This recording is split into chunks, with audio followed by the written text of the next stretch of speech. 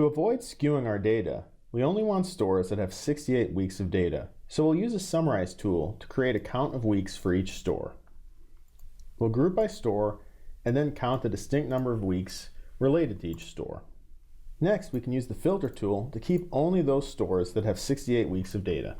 Using a join tool, we'll add back in the transaction data, but only for those stores we identified as having 68 weeks of data. We'll join on the store field and remove fields that we don't need. We now have a data set with all of the information, but reduced to only stores that have a full 68 weeks of data. The Day Spa has a variety of services, but we're only interested in the sales and gross margin for facials, since we are testing a change in the price of facials.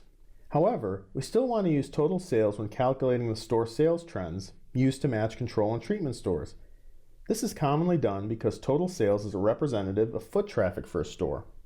For this scenario, we'll be using unique sales invoices as a proxy for store traffic. Invoices currently span multiple rows, each row specifying a product or service included in the transaction. Using the Summarize tool, let's aggregate the data so we have one invoice per row. We want the total gross margin and sales amount per invoice and whether the invoice contained a facial or not. So we'll start by grouping the region, store, invoice number, and date fields.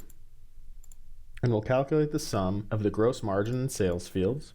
And then we'll use a count distinct non-null for the facial flag field. The reason for this is the facial flag will be null if there is no facial involved in a transaction, and it'll be 1 for each line item with a facial in it. What the count distinct non-null will do is it'll give us a 1 for an invoice that had a facial and a 0 for an invoice that didn't have a facial.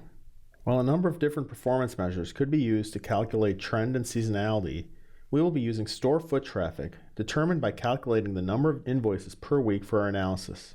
Again, we'll look to the Summarize tool to help us out and count the number of invoices per store per week.